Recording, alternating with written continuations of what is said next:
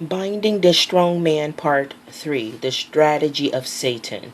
Ephesians 6:11, As for you were dead in your transgressions and sins, in which you used to live when you followed the ways of this world, and of the ruler of the kingdom of the air, the spirit who is now at work in those who are disobedient. Ephesians 2:1-2, Put on the full armor of Eloah, Yehua, so that you can take your stand against the devil's schemes. One of the most stunning victories in the annals of warfare occurred in 1991 with the defeat of Iraq strongman Saddam Hussein and the liberation of Kuwait during the Gulf War. Military historians tell us that one of the most important reasons that war was won so decisively, Allied losses 149 versus Iraq losses of 100,000 or more, and quickly only 100 hours, was that the Allied forces had a clear, in-depth understanding of Saddam Hussein's military strategy and were able to thwart the Iraq dictator at every turn. When the military commanders of the Allied coalition learned that Saddam planned simply to replay the same strategy he used in the 1980-88 war with Iran, they knew exactly how to defeat him. The Allied generals, led by General Norman Schwarzkopf, devised a strategy of encirclement. Even though Saddam's army outnumbered the coalition forces 2-1 and were well dug into their desert fortifications, the Allied coalition used a combination of superior placement, superior firepower and technology, speed and misdirection to defeat Iraq. While U.S. Marines conspicuously practiced for a seaborne invasion along the Kuwait coast, drawing Saddam's attention in the wrong direction, the main coalition forces was massed for an invasion across the desert, knowing the exact location of Saddam's tanks and artillery. The coalition pounded the location with everything from bombers to helicopters, knowing that Saddam's forces were dug in behind sand berms and other entrenchments. Allied troops practiced bulldozing and storming similar desert barricades until they could do it in their sleep. Once the war began, Iraq troops began surrendering so eagerly that the Allies didn't know where to put them all. In one case, a pair of Iraqi armored vehicles encountered a lone U.S. soldier whose vehicle was stuck in the sand. The soldier expected to be shot or captured, but instead the Iraqis surrendered to him and helped him get his vehicle unstuck. The story of the 100-hour war in the Persian Gulf is an apt metaphor to describe our spiritual warfare against Satan. Though the devil would have us believe he is invincible, his cause has already been doomed by the cross of MessiYah YashaYaH. If you understand his strategy, the victory will be ours. In the end, we will have the honor of standing with our Commander-in-Chief Yehua in Yahusha and hear him declare that this raging tyrant, the devil, was no match for the forces of heaven. Hallelujah. In a spiritual warfare, as in human warfare, the key to victory is to know your enemy and know his strategies, armed with cruel hate. As we have seen in the preceding chapter, the Bible clearly shows that all human beings without exception are helpless victims of satanic control apart from MessiYah YashaYaH. Under the domination of invisible satanic forces, human beings are oppressed and unhappy and incapable of escape by any wisdom or power of their own. But the good news is that we can be set free by the outside inventions of Yahusha himself, who came to destroy the works of the devil. He has broken the power and the bondage of Satan over human lives. When we receive him into our lives, we are liberated to live as children of Eloah Yehua. It is important to understand what this liberation truly means. It does not mean that we have been set free to live lives of selfishness and self-indulgence. This is a common misconception, but it is nowhere taught in the Bible. No, we haven't been liberated to live for ourselves. We have been liberated to live for our commander, MessiYah YashaYaH. We have been set free so that we can join the battle. This is the call which comes to all Christians and believers. And understand, when Eloah Yehua calls us to join the battle, he is not using a metaphor. This war is real. The enemy is determined to destroy us, and his weapons are deadly. Like soldiers in any war, we stand a chance suffering wounds at the hands of our enemy. To better defend ourselves against this implacable foe, we need to understand the way he operates. The first step for any soldier in training is to learn about the strategy and weapons the enemy will use against him. The devil is a cunning and wily strategist, and this is why Martin Luther wrote things stirring words. For still our ancient foe doth seek to work us woe. His craft and power are great, and armed with cruel hate. On earth is not his equal. The record of Scripture confirms this truth. Read the Old Testament and you'll see that every saint, every prophet, every patriarch, every one of the great and glorious kings of Israel was defeated at one time or another by the devil.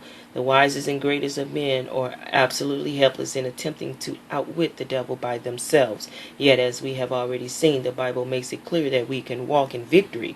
Yahweh does not want us to fail. That is why he has made victory possible in our lives. James said, resist the devil and he will flee from you. James 4:7. Think of that.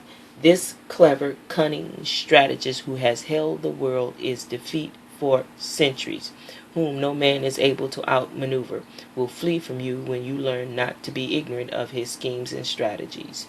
Now the question we must ask ourselves is, what is the strategy of the devil? How does he plan to defeat us? How does he keep the world in such bondage? And what are the particular ways he uses to neutralize my effectiveness for Yahuwah? The only one in all history who has ever consistently defeated the devil, not only in his life but also in his death, is Yahweh, MessiYah YashaYaH. He put his finger squarely upon the strategy and tactics of Satan when he said that the devil was a murderer from the beginning, not holding to the truth, for there is no truth in him. When he lies, he speaks his native language, for he is a liar and the father of lies. John 8:44. The strategy of the devil is to murder. The tactic by which he accomplished this is to lie. How does the devil plan to oppose the work of Yahuwah in the world?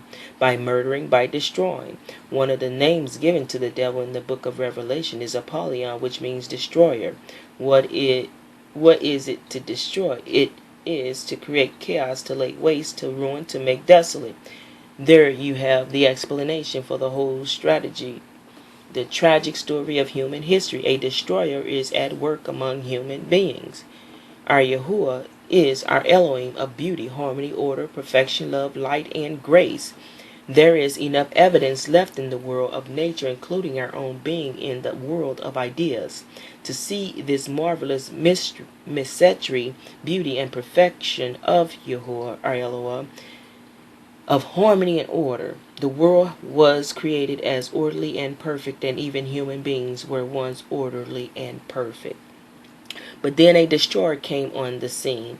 It is his delight to smash, mangle, twist, mutilate, disfigure, darken, and blast in every way he can. It does not make any difference whether it bodies or souls, flesh or ideas, matter or spirit. The aim of the devil is exactly the same in every case. That is why the devil can never offer anything positive to human life. He can create nothing. He has never made anything, and he never will make anything. All he can do is destroy what Yahuwah, our Eloah, has made. His power is totally negative and destructive in every way. What are the tactics the devil employs? He destroys by deceiving, by lying, by distorting, by counterfeiting, by masquerading, by clouding human minds with illusions and fantasy. This is what Paul calls the devil's schemes, or as some translations put it, the wiles of the devil. Read through the Bible and see how many times the work of the devil is referred to in the manner the snares and the traps of the devil, the lies and illusions, the stratagems and the wiles. That is why we must look closely at the tactics the devil uses against us, so that we can be strong and well defended when he comes to us to defeat us, weaken us, and ruin our lives. Direct and indirect attacks. The Bible makes it clear that the tactics of the devil fall into two major divisions, direct attack and indirect attack. He is capable of direct confrontation with human beings as well as stubble. Indirect approach. The devil uses these two methods to maintain worldwide control over the race of humanity. The Bible indicates that there are fallen hosts of angels called demons, whom Paul refers to when he writes, "For our struggle is not against flesh and blood, but against the rulers, against the authorities, against the powers of this dark world, and against the spiritual forces of evil in the heavenly realms." Ephesians 6:12. It is crucial to understand that the phrase heavenly realms does not refer to heaven, Yahuwah's eternal place of glory, the final home of every believer. In this context, heavenly refers to the spiritual realm, or more literal, the realm of the invisibilities, the invisible realities of life. The devil and his hosts are not visible, but they are very real. The devil's activity is in the realm of the invisible reality of life, the heavenly places where Yahuwah works. The Bible tells us very little of the origin of the devil and his angels, but there is enough written to suggest that the devil was a being created originally as an angel of might, strength, beauty, and power. There is a brief reference to the fall of this great angel, whose name was Lucifer, and who became lifted up by pride. Pride is always the mark of the devil, seized by pride, who chose to rival Yahuwah, and in doing so he fell from his station of honor and beauty, and he became the devil. The Old Testament prophets relate the fall of Satan with these words: "O how have fallen from heaven, O how you have fallen from heaven, O morning star Lucifer, son of the dawn. You have been cast down to the earth, you who once laid low the nations. You said in your heart, I will ascend to heaven. I will raise my throne above the stars of Yahuwah. I will sit enthroned on the mount of assembly, on the utmost heights of the sacred mountain. I will ascend above the tops of the clouds. I will make myself like the Most High. But you are brought down to the grave, to the depths of the pit." Isaiah 14:12-15. And in the New Testament, there is a scene in which Yahusha sends out 72 disciples to exercise his authority and further his ministry. They return with a triumphant report: "Master, even the demons submit to us in your name." Luke 10:17. And Yahusha replies that this is to be expected because of who he himself is, the eternal one who was there at creation and who has witnessed all history, including Satan's fall. "I saw Satan fall like lightning from the heaven," Yahusha told them in Luke 10:18. In his fall, Satan drew a third of the angels with him, and those fallen angels constitute the principalities and the powers, the organized kingdom of darkness, as opposed to the kingdom of Eloah Yahuwah. It is through these hosts of wicked spirits that Satan is able to make a direct assault upon human life. This direct assault covers what the Bible refers to as demon possessions, the outright control of a human personality by the power of a wicked spirit. It also extends to such activities as soothsaying, occultism, spiritism, or spiritualism, and is related black magic arts such as astrology, horoscopes, voodooism, fortune-telling, witchcraft, Wicca, shamanism, paganism, channeling, and the like. A strong word of warning is in order here. There is no question that there is a great deal of fraud and deception in this world filled of black magic, channeling, and fortune-telling. There are charlatans at work who make their living off the superstitious fears of people, and they use deceptive tricks to fool people into thinking they are genuinely in touch with spirits and occult powers. It is very difficult to tell the difference between the genuine and the false in this field. Great skepticism, care, and clear thinking must be used by anyone attempting to investigate this dark realm. While there is a great deal of smoke and mirrors in the occult domain, the Bible tells us there is considerable fire as well. Despite the existence of fraud, there is truth, dangerous truth, behind the operations of black magic and witchcraft. The Bible consistently warns us against dabbling in these matters. Here are just a few examples of biblical teaching on the subject.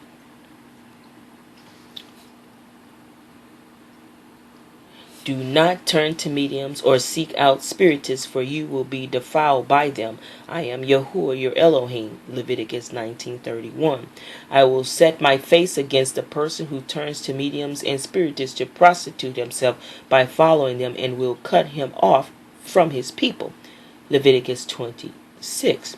When men tell you to constitute mediums and spiritists who whisper and mutters, should not a people inquire of their Eloah? Why consult the dead on behalf of the living? Isaiah 8:19. Under the Old Testament law, the people of Israel were strictly forbidden from having anything to do with wizards who speak in spells and incantations, who try to make contact with the dead, or who deal with the world of the occult. The prohibition was largely because any investigation into this realm immediately leaves one open to powers beyond human understanding and makes it possible for demonic power to subdue the will of that person. This is dangerous ground. In fact, it often progressively opened the way to outright demon possession. The devil's direct attack, demon possession. Many people are incredulous and disbelieving that there is such a thing as demon possession. Surely you don't believe in such nonsense anymore, they say, in this educated, sophisticated day and age. You don't really mean to suggest that there are such things as demons. After all, the Bible was written in ancient times for gullible, primitive people. We are much better informed today. We was once called demon possession. We now know to be mental illness, and we can treat it with drugs and other therapies. The biblical reply to the kind of thinking can be expressed in three principles. 1. The Bible is not a book of primitive superstition. On the contrary, the Bible carefully differentiates between mental illness and demon possession. The writers of the scriptures were certainly aware of this distinction. One of them, Luke, who was a physician, was certainly acquainted with the distinction between physical disease and mental illness and demon possession. See Luke 4:40 and 41. In Matthew also a careful distinction is made between those who were afflicted by disease, those who were demon possessed, and those who were mentally ill. See Matthew 4:24. Second, biblical cases of demon possessions do not conform to the clinical patterns of any known mental disease. There are diseases of the body, there are diseases of the mind, and then quite distinctly there is demon possession. Diseases of the mind, like those of the body, present standard clinical pattern and symptoms that can be readily recognized.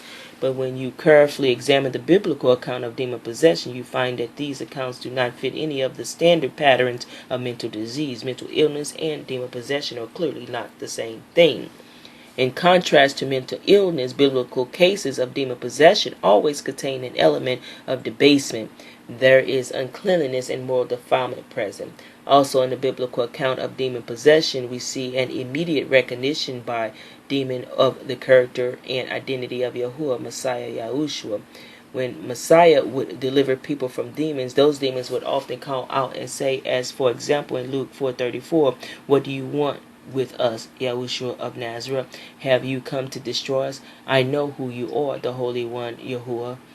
The demons used titles for Yahusha which the human victims of possession could not know. Through demons or in opposition to Yahweh, they inhabit the invisible realm and are well acquainted with spiritual realities. Only such creatures could have instantly recognized the authority of MessiYah YashaYaH. Further, this is always the presence of a total, distinct, and different personalities involved. In some cases, multiple demonic personalities are involved, as in the incident where Yahusha asked the name of the demon, and the demon replied, My name is Legion, for we are many. Mark 5:9. Finally, we see that Yahusha is able to transfer demons from individuals to animals, something that is never observed in cases of mental illness. How do you explain the case of the gathering swine? If demon possession is merely mental sickness or a hallucination of some kind, or schizophrenia, then how did the demons leave the man enter the herd of swine and send them rushing to drown themselves in the sea? These cases simply do not conform to any clinical pattern of known mental disease. Yahusha himself, then third, Yahusha himself described these cases as demon possession, and he treated them that way. In sending out his disciples, he gave them authority to cast out demons. Well, some would argue we have an explanation for that. Yahusha was simply accommodating himself to the way of thinking of the people of his day.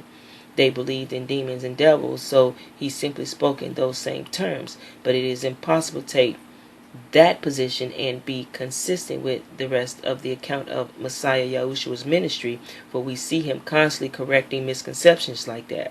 On one occasion he said to his disciples concerning another matter, "If it were not so, I would have told you so." John 14:2. He did not come to coddle the superstitions and misconceptions of his hearers. Rather, he came to reveal the truth about the world as it really is. Throughout the Christian centuries, there have been various outbreaks of demon possession described by missionaries in many lands. It is a rather commonplace phenomenon in many places in our world today. And it is significant, I think, that whenever Christian teaching spread the direct assault of this evil powers upon human life, it kept in check. Even secular teaching, when it is moral and uplifting and based upon the Bible and believer values, demonstrates an ability to keep these manifestations under control. But when the education becomes purely secular and denies the Bible and Yahweh, then even through men and women reject superstitions and profess a degree of sophistication about these matters, all this is not enough to keep these powers at bay. As our world grows more and more godless and secularized, we will witness an increasing tide of demonic manifestation in our culture, guaranteed. There is no power in man to withhold these forces or to stand against them, because this is the manifestation of the God of this world. When we as believers are confronted with what we suspect is demon possession, the one thing we're told to do to help such people is to pray. These cases of demon possession, Yahusha said, yield to concerted and persistent prayer. There is no need to chant or sprinkle holy water or conduct exorcism rituals as the sensationalized Hollywood horror movies portray. Prayer is the recommended therapy in any case of this type. Let us give ourselves to prayer and nothing else. For the sake of a balanced perspective, I hasten to say that there seems to be too much concern among Christians about the matter of demon possession. I know certain Christians who feel they must bind Satan before they do anything. When they go into a room to have a meeting, they pray to bind the powers of darkness. I know others who ascribe every common problem of human life to some manifestation of demon activity. The New Testament offers no justification for this type of approach. The New Testament letters of the apostles seldom mentions the direct attack of Satan against human beings. There are a few instances of this sort of attack, but after our MessiYah Yahusha physically left this world, there seems to be a reduction in the evidence of demonic activity. As we see in the four Gospels, these dark powers were no doubt stirred up by his presence on earth, but they seem to be less active as we move through the book of Acts and on into the letters of Paul and of the other apostles. There is much written about Satan's indirect attack in the letters of Paul, but Paul has little to say about the direct attacks of satanic forces. Nowhere do we read that Christians should bind the powers of darkness before entering a room, nor that we should ascribe all the common problems of life to demonic activities. That idea is not in the New Testament. By far the majority of attacks of the devil against Christians are not direct but indirect. That is why they are called the schemes of the devil. Schemes suggest deviousness, acting in a way that is subtle, secretive, and treacherous. We need to examine this more thoroughly, for the major attack of the devil and his powers against human life is not by direct means but indirect, by satanic suggestions through the natural and commonplace situations of life. And we're going to stop here